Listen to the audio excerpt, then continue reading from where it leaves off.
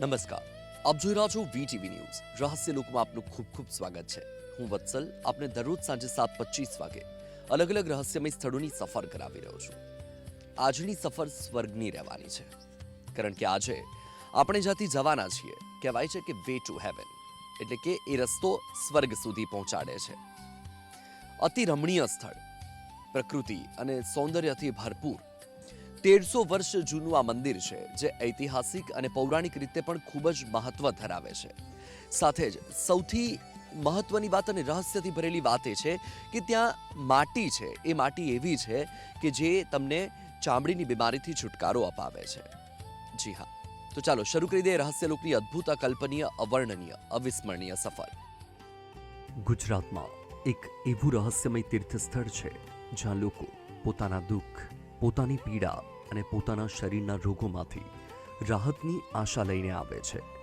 કહેવાય છે કે અહીં આવેલા એક પ્રાચીન કુંડમાં સ્નાન કરવાથી ચામડીના રોગોમાં રાહત મળે છે. એટલું જ નહીં, આ કુંડની માટી શરીર પર લગાવવામાં આવે તો કોઢમાં પણ રાહત મળે છે.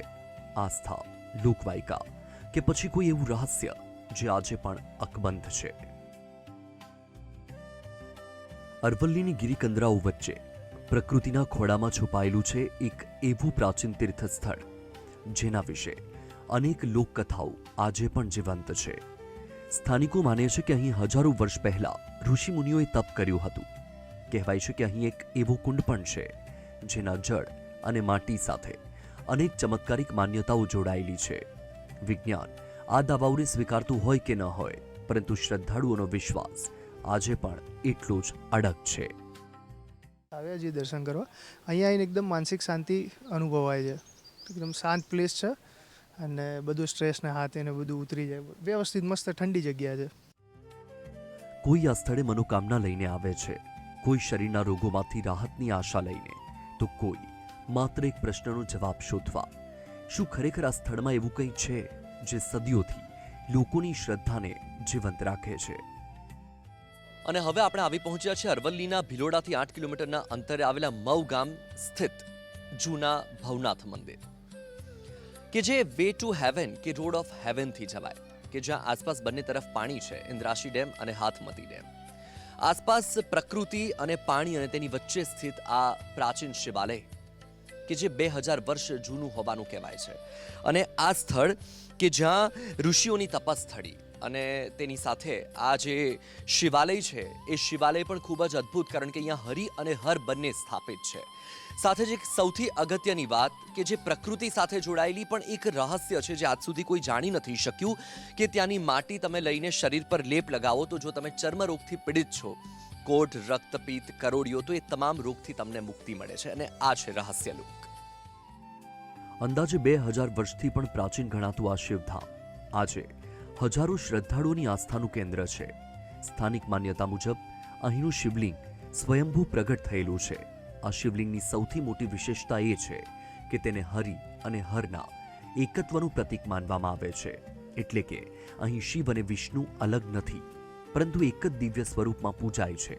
ગર્ભગૃહમાં ભગવાન દત્તાત્રેય, માતા પાર્વતી અને શ્રી ગણેશની મૂર્તિઓ પણ સ્થાપિત છે, જે આ સ્થળના આધ્યાત્મિક મહત્વમાં વધુ વધારો કરે છે.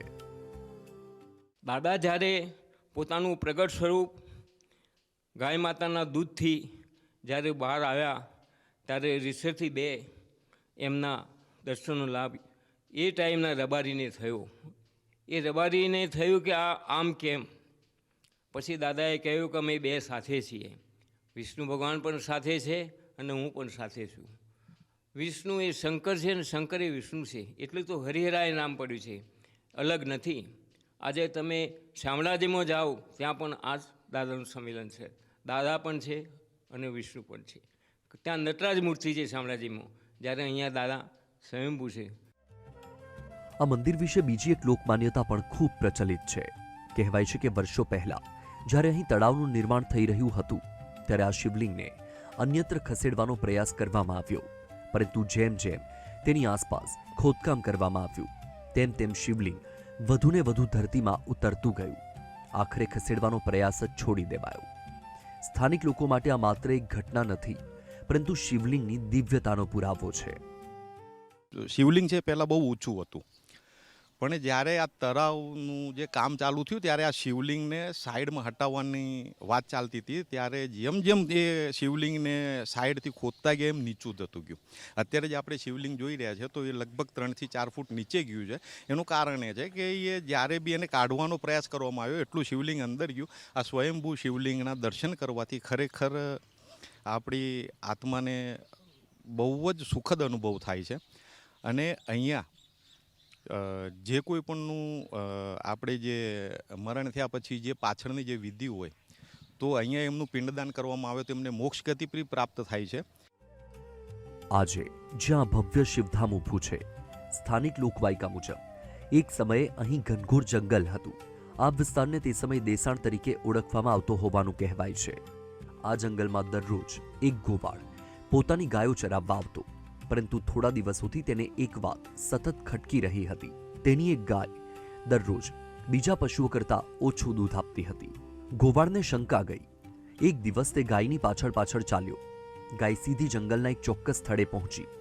એક વિશાળ વૃક્ષ નીચે જઈને શાંતિથી ઊભી રહી અને કહેવાય છે કે કોઈએ દોહ્યા વગર જ તેના આંચળમાંથી દૂધની ધારા વહેવા લાગી. તો અહીં સ્થાપિત છે સ્વયંભૂ શિવલિંગ.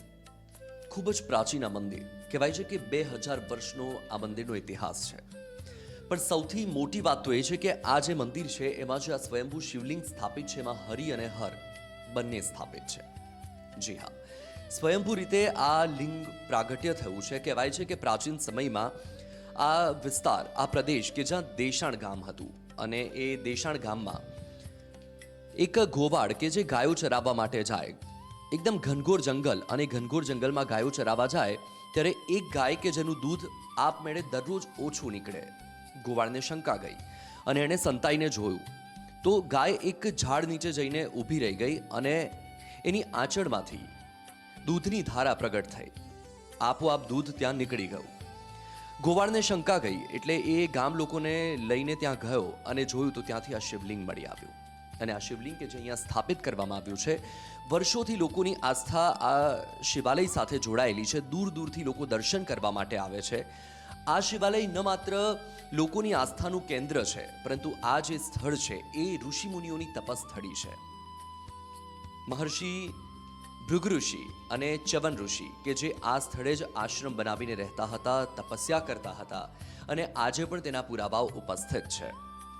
આ જે ગર્ભગૃહ છે તેમાં દત્તાત્રેય ભગવાનની સાથે શિવ પરિવાર સ્થાપિત છે. માં પાર્વતી,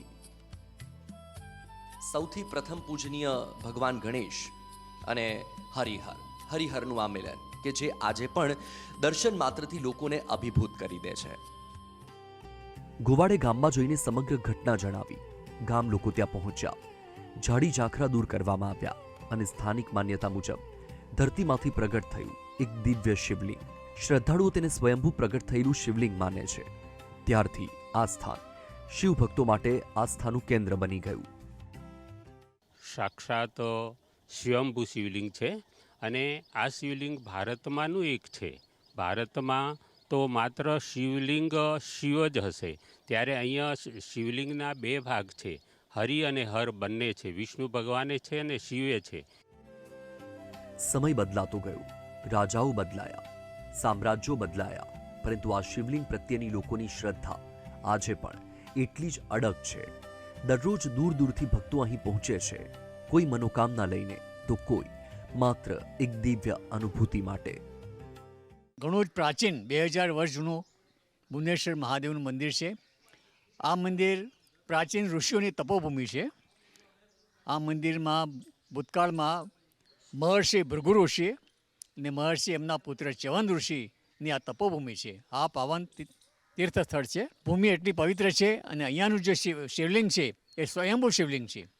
અને આ શિવલિંગની મહાત્મ્ય એટલું છે કે આ શિવલિંગના દર્શન કરી અને એને જે પણ ભક્તો આવે અને જે પણ મનોકામના પ્રદર્શિત કરે ભગવાન આગળ, એની મનોકામના સિદ્ધ થાય છે, સફળ થાય છે.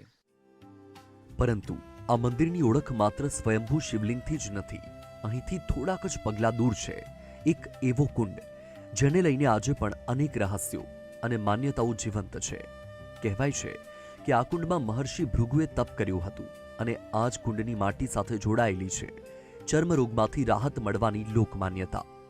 આખરે શું છે આ ભૃગુકુંડની કથા અને કેવી રીતે તેનો સંબંધ ચ્યવન ઋષિ સાથે જોડાય છે?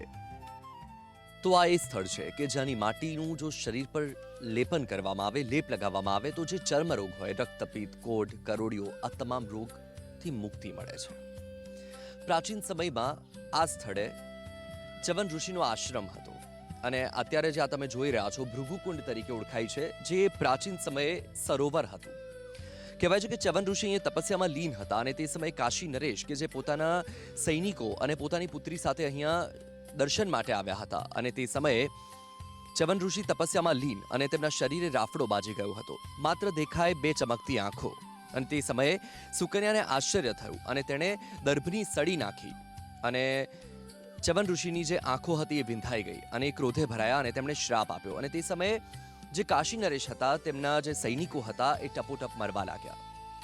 તેમણે આવીને ચ્યવન ઋષિને પ્રાર્થના કરી, તેમની માફી માગી અને પશ્ચાતાપ રૂપે તેમની પુત્રીને અહીંયા સેવામાં આપી દીધી.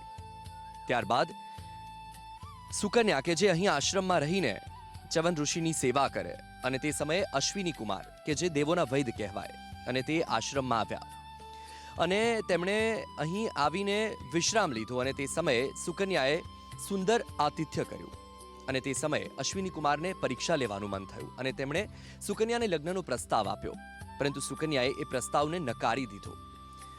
પતિવ્રતા સ્ત્રી કે જેણે માત્ર પોતાની પતિની સેવાને જ પોતાનો ધર્મ બતાવ્યો અને તે સમયે અશ્વિની કુમાર પ્રસન્ન થયા અને તેમણે આ જે સરોવર હતું એ સરોવરની અંદર દવા નાખી, ઔષધિ નાખી, કારણ કે દેવોના વૈદ્ય હતા અને જે અશ્વિની કુમાર બંને આવ્યા હતા તેમણે ચ્યવન ઋષિને સાથે લઈને આ સરોવરની અંદર ડૂબકી લગાવી અને જ્યારે ડૂબકી લગાવીને બહાર આવ્યા ત્યારે ત્રણે ત્રણ એક સમાન ક્રાંતિ ધરાવતા, એક સમાન કાયા. અને ફરી અહીં આવી સુકન્યાની પરીક્ષા, પરંતુ સુકન્યાએ પોતાની પતિવ્રતા ધર્મને બરાબર બજાવ્યો અને એણે એ ત્રણે ત્રણ એક સરખા જે પુરુષ હતા એમાંથી ચ્યવન ઋષિનો હાથ પકડી લીધો અને ચ્યવન ઋષિ કે જે મૂળ સ્વરૂપમાં આવી ગયા અને અશ્વિની કુમાર આશીર્વાદ આપીને ત્યાંથી નીકળ્યા. અને તે સમયે અહીંયા આ જે સરોવર છે એ સરોવરમાં અશ્વિની કુમારોએ જે ઔષધિ નાખી હતી એ ઔષધિનો પ્રતાપ આજે પણ જોવા મળે છે. કહેવાય છે કે આ જે કુંડ છે એ કુંડમાં જે લોકો અસાધ્ય રોગથી પીડિત હોય, જે લોકો ચર્મ રોગથી પીડિત હોય તે લોકો અહીં આવીને સ્નાન કરે છે તો એ રોગમાંથી મુક્તિ મેળવે છે. આ જે સરોવર છે, જે ભૃગુકુંડ છે, એ ભૃગુકુંડમાંથી જો માટી લઈને પોતાના શરીર પર લેપ લગાવવામાં આવે છે તો જે ચર્મરોગથી પીડાતા લોકો છે તેમને ચર્મરોગથી મુક્તિ મળે છે. અને એ છે રહસ્ય લોક, કારણ કે આ જે કુંડ છે એ અત્યારે ભૃગુકુંડ તરીકે ઓળખાય છે. પ્રાચીન સમયનું એ સરોવર, ત્યાંની માટી આજે કળિયુગમાં પણ એ સતયુગ જેટલી અસરકારક છે. કહેવાય છે કે મહર્ષિ ચ્યવન આ વિસ્તારમાં ઘોર તપસ્યામાં લીન હતા. વર્ષો સુધી અચળ ધ્યાનમાં રહેવાથી તેમનો દેહ માટી અને વનસ્પતિથી ઢંકાઈ ગયો હતો. એક દિવસ કાશીના રાજા પોતાના પરિવાર અને સૈનિકો સાથે આ વિસ્તારમાં આવ્યા. તેમની પુત્રી સુકન્યા ફરતી ફરતી ઋષિના આશ્રમ સુધી પહોંચી. માટીના ઢગલામાં બે ચમકતા બિંદુઓ જોઈને તેને આશ્ચર્ય થયું. જિજ્ઞાસાવશ તેણે દર્ભની સળીથી તે ચમકતા બિંદુને સ્પર્શ કર્યો, પરંતુ તે કોઈ દીવો ન હતો, તે તો મહર્ષિ ચ્યવનની આંખો હતી. એ એક સમયે ચ્યવન ઋષિ નામના ઋષિ અહીંયા સરસ મજાનું તપ કરતા હતા અને એમની ઉંમર પણ થઈ ગઈ હતી. એટલે રાજા પોતાની પુત્રી સાથે દર્શન આવે છે ત્યારે એની પુત્રી એમ લાગ્યું કાંઈ દીવો બળે છે અથવા તો શું તતકે છે, ચળકે છે, એટલે એમણે એ એક સળી આંખમાં નાખી. આ નેત્રમાંથી, આંખમાંથી લોહી વહેવા લાગ્યું અને પછી રાજા માફી માગે છે, મારી દીકરીને હું તમારી સેવામાં મૂકી દઉં, પણ આ દીકરીને શ્રાપ ના આપતા. કહેવાય છે કે આંખોમાંથી રક્ત વહેતા ચ્યવન ઋષિ ક્રોધિત થયા. તેમણે શ્રાપ આપ્યો અને રાજાનું સૈન્ય મુશ્કેલીમાં મુકાઈ ગયું. ભયભીત રાજા ઋષિના ચરણોમાં પહોંચ્યા, ક્ષમા માગી, પ્રાશ્ચિત રૂપે પોતાની પુત્રી સુકન્યાને ઋષિની સેવામાં સમર્પિત કરી. તો પ્રાચીન સમયમાં જ્યારે કાશી નરેશ અહીં આવ્યા અને જે આખો ઘટનાક્રમ સર્જાયો, ત્યારબાદ જ્યારે આ સ્થળે ચ્યવન ઋષિ કે જેમની આંખો સાજી થઈ અને જે આ ભૃગુકુંડ અહીં આવ્યો છે એ સ્થળ પર તત્કાલીન સમયમાં તત્કાલીન કાશી નરેશે આ સ્થળે ભુવનેશ્વર મહાદેવનું મંદિર બનાવ્યું અને તે યુગનું એક નમૂનો આજે પણ છે. અહીંયા તમે જોઈ રહ્યા છો નંદીશ્વર કે જે આજે પણ અહીંયા સ્થાપિત છે એ સમયની શિલ્પ સ્થાપત્ય અને બાંધકામ શૈલીનો આ નમૂનો છે કે જે સમયે કાશી નરેશે આ સ્થળ પર ભુવનેશ્વર મહાદેવનું મંદિર બનાવ્યું હતું, સાથે જ ભૃગુ ઘાટ બનાવ્યો હતો અને અહીં આ નંદીશ્વરને સ્થાપિત કર્યા હતા. અને આજે પણ એ નંદીશ્વર અહીંયા સ્થાપિત છે અને એ યુગની હયાતીના પુરાવા તરીકે અહીંયા સ્થાપિત છે. અને એ વાતની સાક્ષી પૂરી રહ્યા છે કે આજથી વર્ષો પૂર્વે, સદીઓ પૂર્વે, તત્કાલીન સમયમાં જ્યારે આ સ્થળે એ ઘટનાક્રમ સર્જાયો હતો એ ઘટનાક્રમનું સાક્ષી આ નંદેશ્વર છે. સ્થાનિક માન્યતા મુજબ એક દિવસ દેવોના વૈદ્ય કહેવાતા અશ્વિની કુમારો આ આશ્રમમાં આવ્યા. સુકન્યાએ તેમનું આતિથ્ય કર્યું. તેની નિષ્ઠા અને સેવાભાવથી પ્રસન્ન થઈ અશ્વિની કુમારોએ એક ઉપાય સૂચવ્યો. કહેવાય છે કે તેમણે આ સરોવરમાં દિવ્ય ઔષધિઓનું સંમિશ્રણ કર્યું. ત્યારબાદ મહર્ષિ ચવનને આ જળમાં સ્નાન કરાવવામાં આવ્યા. વર્ષો પહેલાં એક ચવન ઋષિ નામના ઋષિ એમના તપશ્ચર્યામાં હતા. એ વખતે તોફાની તત્વોએ એમને રાફડો થઈ ગયેલો હતો. તપસ્યાના કારણે એમને સુધબુધ ન હતી. તો રાફડાના હેરાન કરવા માટે, પરેશાન કરવા માટે સળી નાખેલી. તો એના કારણે એમની આંખો વિંધાઈ ગયેલી અને ત્યારબાદ એ તપમાંથી જાગી જતાં એમને સામે ઊભેલા વ્યક્તિઓ જોયેલા અને એમને શ્રાપ આપેલો. આ શ્રાપના નિવારણ માટે ભગવાન ચવન ઋષિએ પછી ત્યારબાદ કીધેલું કે ભાઈ ભૃગુકુંડમાંથી તમે માટી લાવીને એનો લેપ કરશો તો તમારું શરીર અને સુંદર બનશે. પૌરાણિક કથા મુજબ આ સ્નાન પછી ચવન ઋષિનું સ્વાસ્થ્ય સુધર્યું અને તેમની કાયા તેજસ્વી બની. સ્થાનિક લોકો માને છે કે આ જ ઘટનાના કારણે આ કુંડને વિશેષ પવિત્ર માનવામાં આવે છે. આજે પણ અનેક શ્રદ્ધાળુ અહીં સ્નાન કરે છે અને કુંડની માટીનો લેપ કરે છે. તેમનો વિશ્વાસ છે કે તેનાથી ચામડીના કેટલાક રોગોમાં રાહત મળી શકે છે. જો કે આ એક સ્થાનિક ધાર્મિક માન્યતા છે. સમયાંતરે દીકરી યુવાન બની.